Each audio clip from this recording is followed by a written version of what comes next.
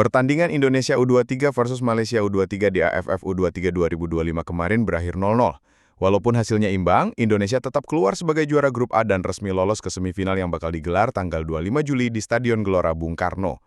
Kalau lihat dari atmosfer pertandingan, dukungan supporter luar biasa banget. Stadion penuh, sorak-sorai yang nggak berhenti, dan semangat pemain juga ikut ke bawah.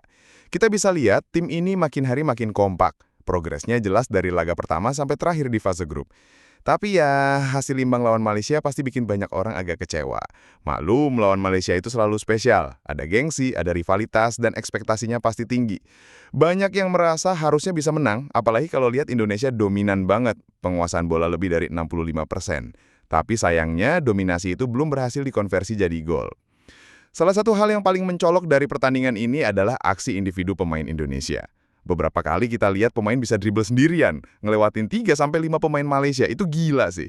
Bukti kalau kita punya pemain-pemain dengan skill, kecepatan, dan keberanian luar biasa. Lini serang kita emang punya kelebihan di situ. Kontrol bola oke, dribble ciamik, dan inisiatif tinggi dalam bangun serangan. Tapi, di balik itu ada juga kekurangannya.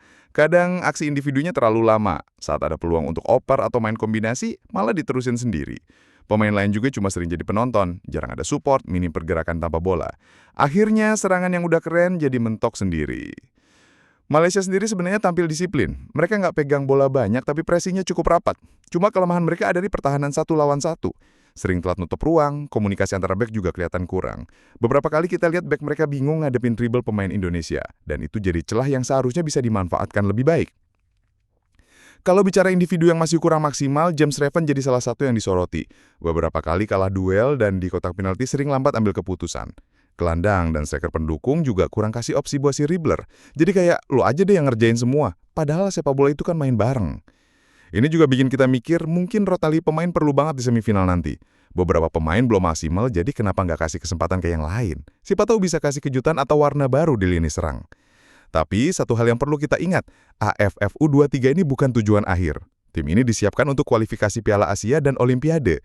Jadi turnamen ini tuh lebih kayak ajang pemanasan, buat bangun chemistry dan nentuin kerangka tim. Aksi Soloren emang keren banget, bisa bikin penonton teriak-teriak, tapi tim yang bagus bukan cuma soal skill individu.